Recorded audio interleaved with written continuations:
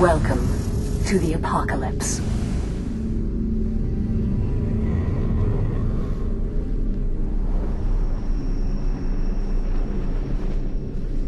This is an example of one of the factions in the game.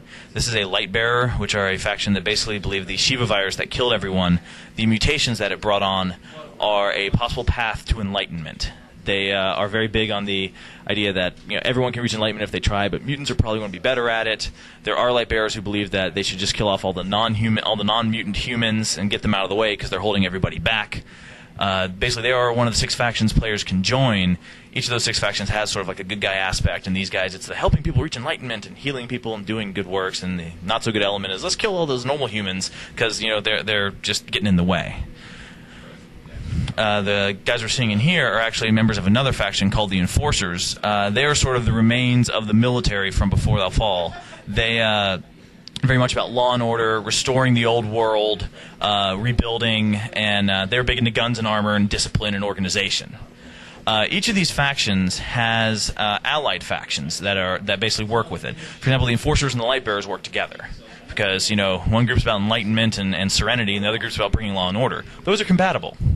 But each faction also has factions that it does not work with. For example, the archenemy of the Enforcers are a group called the Chota, or the Children of the Apocalypse. They are all about anarchy and tearing down the remains of the old world. They don't want to have any law and order. Here, his task in the tutorial is to use this ability called Stanch Wound to bind the injuries of these wounded soldiers.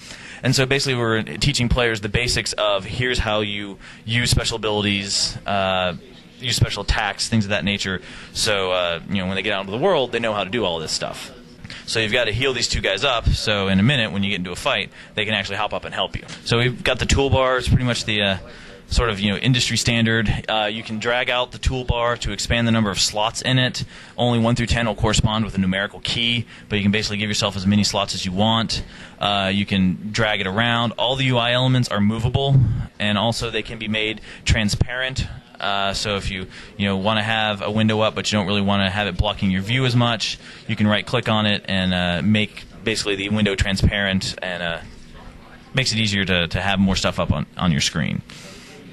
But he's basically healed the 2 Enforcers, so he can talk to the Enforcer Commander again and finish that mission out. In the game, basically, we use missions we have about 6,000-ish missions players can find in the game, spread about 3 sectors of gameplay with 70 towns, so they have a huge amount of content. These missions range from, basic find me some items, go talk to this guy, to we've got all kinds of... my favorite type is the raid mission, where a bunch of NPCs will spawn to help you go attack an enemy camp. We've got a lot of...